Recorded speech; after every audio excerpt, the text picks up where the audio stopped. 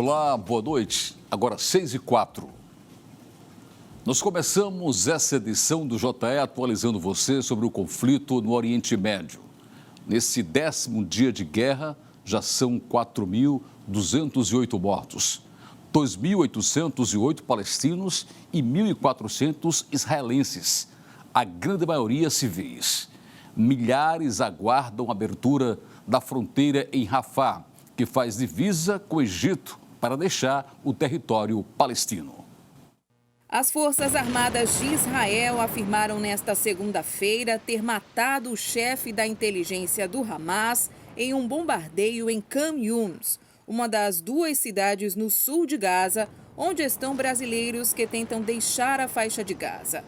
O exército israelense não deu mais detalhes e nem divulgou o nome do comandante que afirma ter matado. Autoridades de Gaza não se manifestaram.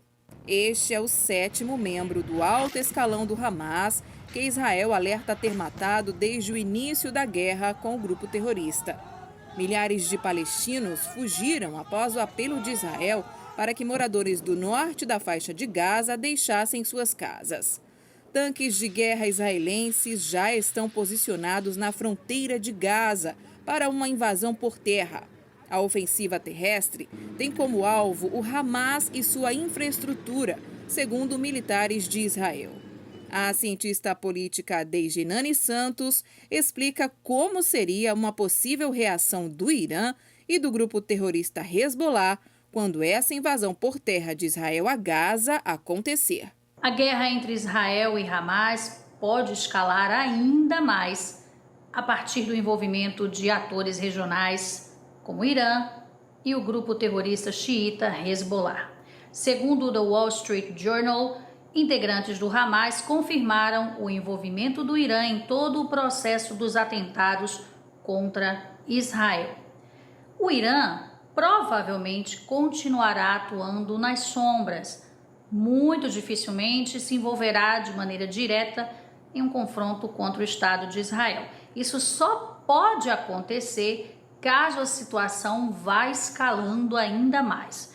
No caso do Hezbollah, um grupo terrorista xiita que fica ali no Líbano, patrocinado em todos os aspectos pelo Irã. Aliás, o Irã é o maior patrocinador do terrorismo islâmico no mundo, não só ali naquela região do Oriente Médio, mas também participou de atentados como o que aconteceu aqui na Argentina contra uma organização judia, judaica ali no ano de 1994. O Irã é conhecido como grande patrocinador, por isso que ele trabalha nas sombras, apoiando grupos terroristas como o Hamas e o Hezbollah. No caso do Hezbollah, que atua ali na fronteira norte do Estado de Israel, a parte sul ali do Líbano, a situação é um pouco mais complexa. O Hezbollah tem uma força bélica maior do que o próprio exército do Líbano. Então eles têm uma força militar grande, porém não uma força capaz de lidar com um exército como o de Israel. Além do que, o Líbano, onde fica o Hezbollah, onde o Hezbollah está localizado, é um país extremamente problemático em termos de questões econômicas, questões políticas. É um país esfacelado, infelizmente, vítima também da política radical ali da região. Então a situação é tão difícil no Líbano que mais uma guerra entre o Hezbollah e qualquer um dos atores ali na região só vai trazer mais dificuldades para o Líbano.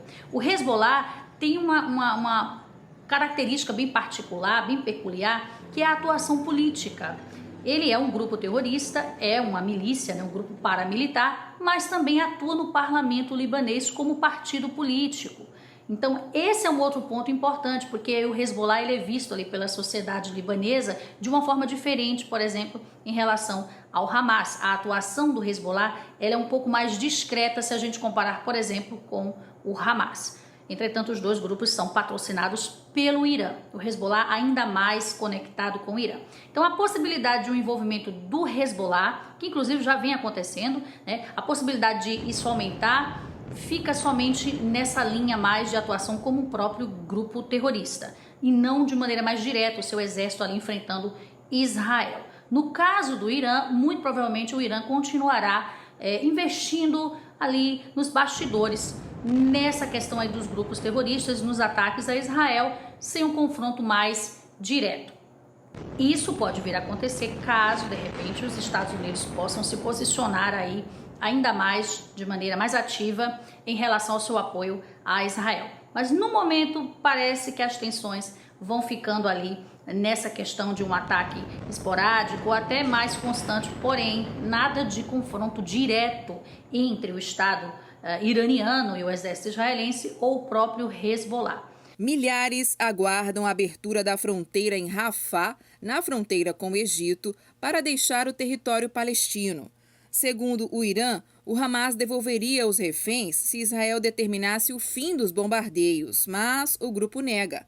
Os brasileiros que estão na faixa de Gaza vivem mais um dia de espera para conseguir deixar a área de conflito entre Israel e o Hamas.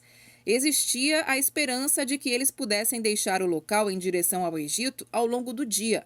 No entanto, a autorização para que cruzassem a fronteira ainda não veio.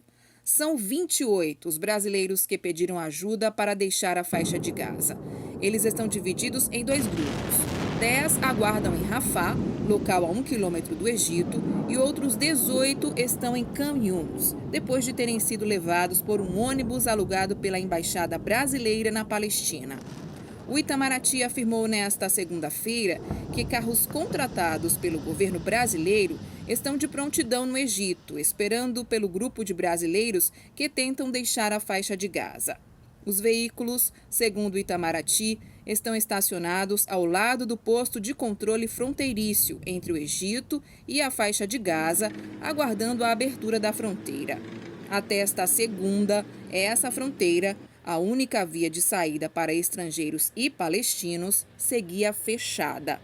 Israel e Egito ainda costuram um acordo mediados pelos Estados Unidos para permitir a abertura dessa passagem.